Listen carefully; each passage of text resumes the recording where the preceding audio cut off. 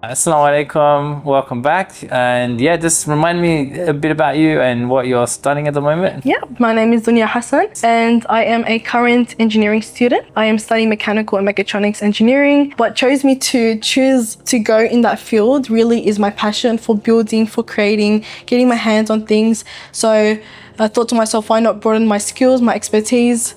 And it's been a great journey so far. So tell me about BrailleGPT. What is it? Sounds cool. BrailleGPT is a handheld device similar to the size of your phone that will instantly translate whatever speech is inputted into real-time Braille. So essentially the user would be able to speak onto the device and that'll be converted into text and then into real-time Braille, allowing the user to feel whatever is being conversated. That is really cool. So what inspired that journey for you to make that? So a lot of things really got me into building a device like BrailleGPT, and one of them is the most prominent feature, which is the lack of access to AI. I mean, on a day-to-day basis, we all use AI. It's such an important and integral part of our lives. Yeah. And without us knowing, I mean, that's what fuels us, you know, from asking an essay question or getting advice on something. So because we have that access to AI, and as much as it's helped us, how do deafblind people have that access to AI? Yeah. If they can't hear, if they can't see, where is that communication? Yeah. And so currently, how do people communicate with that before this device? Yeah. So nowadays, to date, the only method where you can have a two-way communication is through an interpreter present for deafblind. So that would be a specific interpreter that's specialized in interacting with that deafblind person.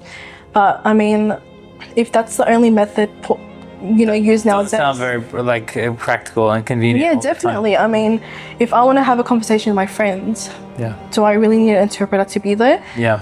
Surely there's a solution to it, which is exactly where the idea of BrailleGPT came from. Amazing. It sounds great. So how does it work? Yeah, how do you imagine it working, and where are you at with the current prototype trying that? Yeah, so it's been a couple months. We have evolved a lot since the first few stages. Initially, I was announced as a Sydney Startup Spotlight finalist, and I got the chance to present this idea, and at that stage, it was just an idea. So tell us about where are you at? Like what's been the process up until this point? What was initially a rough sketch on paper has turned into something tangible.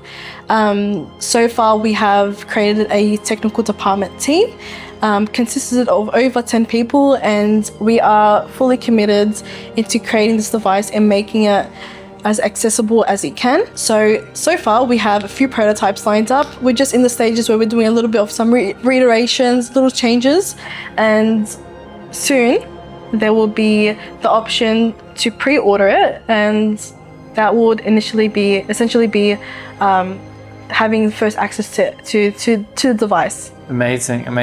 And what sort of traction have you been getting? It sounds like people are signing up on a wait list to check it out. Yeah, absolutely. I mean, it's great to see that BrailleGPT has reached a wider audience than we could ever imagined. I mean, it's reached all parts of Europe and predominantly in America. We have connected with doctors over there, global industry leaders in the accessibility fields, organizations. So what keeps me going is seeing that interest, the facial expressions they get when they realize, hey, we're being considered and there's a device that's going to eventually help us have that two-way communication.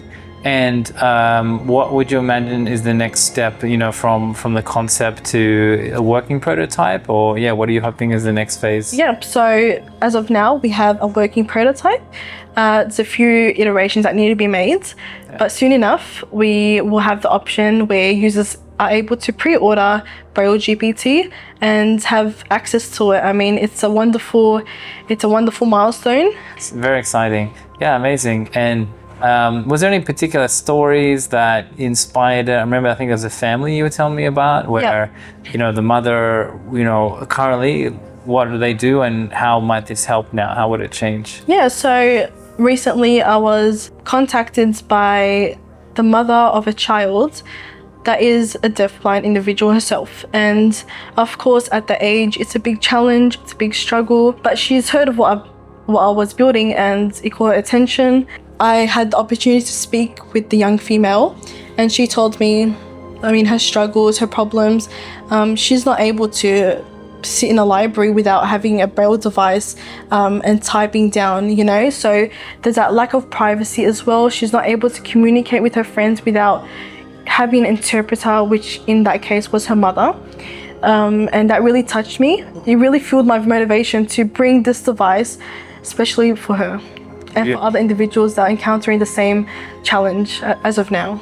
Yeah, inshallah. And what will life be like once they have the device? What will that enable once it's finished, inshallah? It would definitely give other people the same opportunity that this young female would have, that easy two-way communication, access to AI without needing an interpreter present wherever they're going. Yeah, it sounds like it will completely change their life. They'll be able to communicate and learn and have fun and play games. Definitely, and all within a portable device as well.